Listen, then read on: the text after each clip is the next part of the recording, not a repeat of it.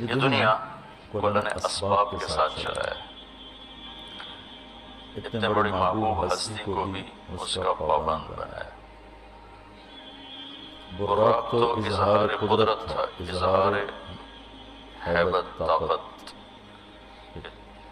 اس نے ایک پل میں اٹھا کے اور بیت المقدس پہنچا دیا، وہاں سے آگے براق بھی نہیں گیا، کن فیکون کے ساتھ ہی گئے۔ تو لیکن چونکہ وہ سارا معجزہ تھا تو اس میں امت کے لیے کوئی قدوہ نہیں ہے، کوئی اتباع نہیں ہے۔ معجزات میں تو کیا اتباع ہے؟ تو اللہ اپنے حبیب پر اپنی رحمت قدرت کو دکھاتا ہے، یہ میرے ہیں، میں ان کے ساتھ ہوں۔ لیکن عروج و زوال تو ساتھ ساتھ چلے گا۔ الحرب سجال بیننا، احد کے موقع پر آپ نے کہا تھا ینالون منا وننال منہم، یہ جنگ حق و باطل میں چلتی رہے گی، کبھی وہ جیتیں گے کبھی ہم جیتیں گے۔ عروج میں کیا کرنا ہے اس کے بھی اصول سیرت سے ملتے ہیں، جب زوال ہو پھر کیا کرنا ہے اس کے بھی اصول سیرت سے ملتے ہیں۔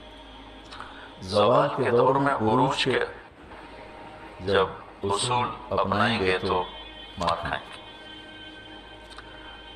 جو پچھلے 200 سال سے ہو رہا ہے کہ تسلیم کرنے پہ تیار نہیں کہ ہم شکست خوردہ ہیں، زوال شدہ ہیں، اخلاقی پستی مادی اسباب سے بھی زیادہ امت کے اندر پیدا ہو چکی ہے۔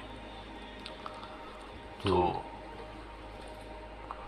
وہ بدر میں 313 تھے تو آج 313 بھی نہیں ہیں، اور اتنوں نے یہ کر دیا، اتنوں نے وہ کر دیا، تو وہ تطبیق غلط ہو رہی ہے۔ اللہ تعالیٰ نے مدینہ میں جا کر اسلام کو عزت بخش، قوت بخش، لہذا آپ نے اقدام کیا۔ اور مکے میں قوت نہیں تھی، وجاہت نہیں تھی، خوف کا عالم تھا۔ علی جیسی اسد اللہ الغالب، جن کو ٹائٹل دیا گیا اسد اللہ، ابو ذر رضی اللہ تعالیٰ عنہ جب آئے مکہ میں اجنبی بن کے، تو رات کو حضرت علی ان کو اپنے گھر لے گئے، کھانا کھلایا، آرام کرایا، پوچھا نہیں کون ہو، کیسے آئے۔ اگلے دن پھر دیکھا حرم میں تنہا بیٹھے ہیں، پھر بولے، اگلے دن پھر لے گئے تو پوچھا بھی تم کون ہو، 3 دن سے یہاں ہو، کس لیے آئے ہو؟ تو انہوں نے بتایا کہ میں تو اس نبی کے بارے میں ہوں۔ تو اتنی بڑی ہستی خیبر کا دروازہ اکھاڑ کے یوں پھینک دیا۔ فرماتے ہیں میں صبح تمہیں لے جاؤں گا ان کے پاس، اگر راستے میں کوئی خطرہ ہوا تو میں جوتا ٹھیک کرنے کے بہانے بیٹھ جاؤں گا، تم کھسک جانا۔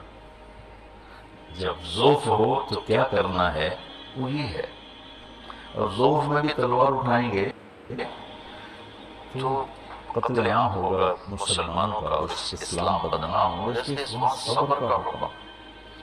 تو اب ذوف کا دور ہے، معجزہ نہیں ظاہر ہوا کہ جبریل آئیں اور اٹھا کے مدینے اتار دیں، یا براق پہ بٹھائیں اور جا کے مدینے اتار دیں، معجزہ نہیں ہوا۔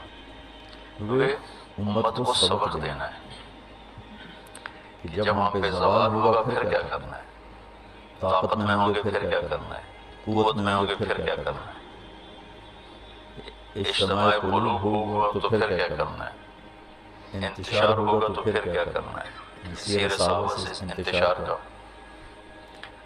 تو یہ اس وقت جو قائدین ملے نا امت کو، قائدین، انہوں نے ان سے یہ سہو ہوا کہ امت کو امت بنانے کی بجائے نا، چونکہ 200 سال پہلے مغرب کا غلبہ ہو گیا، اس سے پہلے غلبہ اسلام تھا، تو جتنی تحریکیں چلتی تھیں وہ اصلاح نفس، اصلاح اخلاق، اصلاح احوال کی چلتی تھیں، جو علماء یا صوفیاء جو کوشش فرماتے تھے۔ لیکن جب باطل کا غلبہ ہوا 200 سال پہلے تو ایک رد عمل کی نفسیات پیدا ہوئی، تو باطل کا قبضہ ہو گیا ہے، ان کو نکالو. چونکہ تقریباً تمام اسلامی بلاک جتنے تھے سب پر England, France, Holland, Portugal, Spain یہ قابض تھے. تو اس میں رد عمل میں چلی گئے ہماری جو تھی قائد جماعت جو تھی نا، قائدین جماعت، وہ رد عمل میں چلے گئے. اس رد عمل میں امت کی تربیت اور اصلاح کا کام پیچھے چلا گیا اور باطل سے ٹکرانا وہ پہلے آ گیا، بغیر صفات کے اور بغیر تیاری کے. تو ہر جگہ شکست ہوئی، ہر جگہ بہت بری طرح پٹنا پڑا. جو سبب تھا اسے نہیں دور کیا، جس وجہ سے زوال آیا. وہ تھا دین سے دوری، اخلاقی پستی، یہ اس کا سبب تھا. اس کے ازالے کی بجائے ان سے ٹکرانا شروع کر دیا، ہر جگہ ناکامی. پھر جو یہ باطل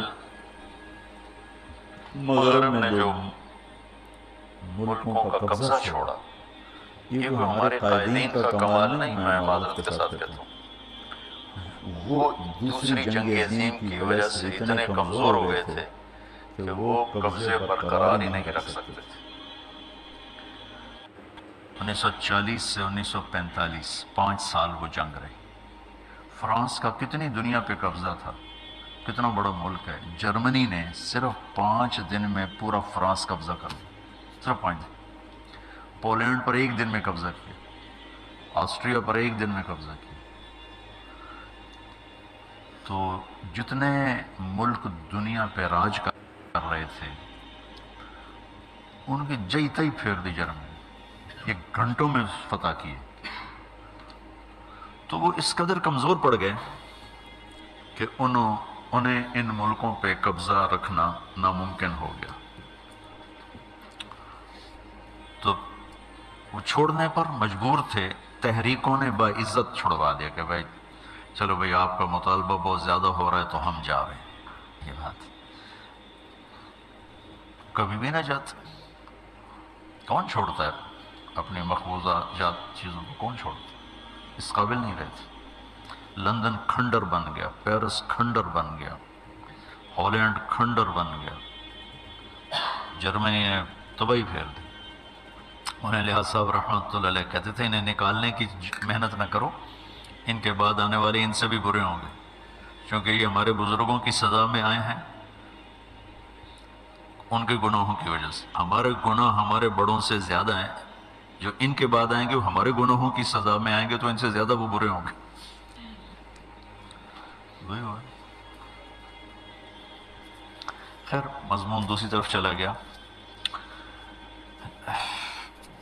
یعنی سیرت سے استفادہ کرنے کے لیے صرف یہ حدیث میں ہے اتنا کافی نہیں ہے. تاریخ کو پڑھنا ضروری ہے، نہ چیزوں کو محل پہ نہیں رکھ سکیں گے. قرآن کا، سیرت کا، تاریخ کا، محل وقوع، جغرافیائی ماحول عرب کا، یہ ساری چیزیں سامنے ہوں. یا ہماری جہادی تحریکیں کیوں تباہ ہوئیں اور اسلام کو بھی بدنام کیا، خود بھی تباہ ہو گئے، نام و نشان مٹ گئے کہ بس قاتلوہم، ایک آیت سامنے آ گئی شروع ہوئی اور اپنوں کو ہی ذبح کرنے لگے. اب یہ دیکھو کتب علیکم الصیام، الف لام ہے نا، ان الصلاۃ کانت علی المؤمنین کتابا موقوتا، الف لام. اقیموا الصلاۃ، الف لام ہے. آتوا الزکاۃ، الف لام.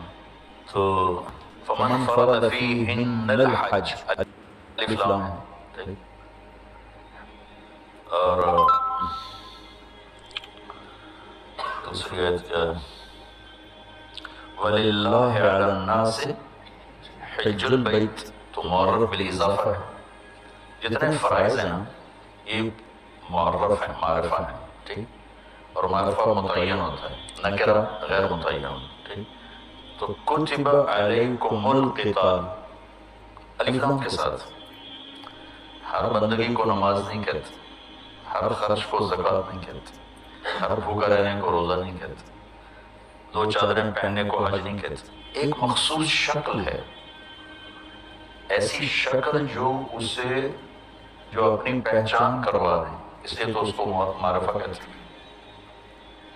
تو قتال پر بھی الف لام ہے، ہر کلاشنکوف اٹھانے والا جہاد نہیں ہے، نہ قتال ہے۔ اس کے لیے کیا شرائط ہیں؟ اس مضمون کو علامہ عز الدین نے بیان کیا، پہلی دفعہ قلم اٹھایا ہوں، یہ 8ویں 7ویں صدی کا ہے، بہت خوبصورت۔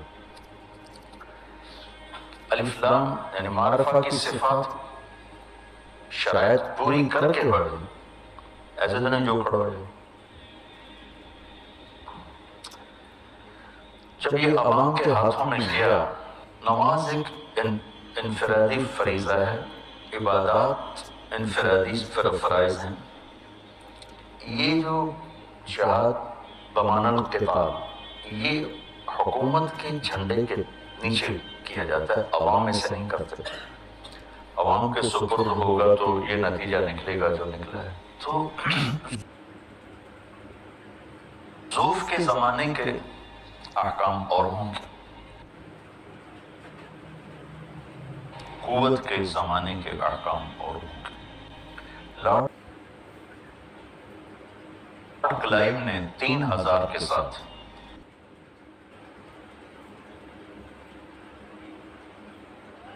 سراج الدولہ کی 50,000 کی فوج کو شکست دی، اور 3000 انگریز نہیں تھے سر، تو مقامی کو، انگریز تو چند سو تھے، باقی تو ساری مقامی فوج تھی۔ توپ خانہ کہ وہ 17ویں صدی میں وہاں سائنسی ترقی شروع ہو چکی تھی، تو توپ خانے کی وجہ سے ان کے پاس وہی تلواریں، ادھر پورا توپ خانہ تھا۔ انہوں نے سراج الدولہ نے غداری کی، ٹھیک ہے کی ہے، میں اس کا انکار نہیں کرتا ہوں، لیکن یہ کوئی بڑی وجہ نہیں تھی شکست کی۔ شکست کی وجہ بہت بڑا فرق تھا اسباب کا۔ ایک آدمی نے جا کے ہیروشیما پہ بم مارا، ایک آدمی، وہ سارا ہیروشیما ناگاساکی کھنڈر ہو گیا۔ تو یہ تعداد پہلے دور کی بات تھی، زیادہ لشکروں کے ساتھ حملے کر، عدد کی جنگ نہیں ہے، اللہ تعالیٰ بچائے۔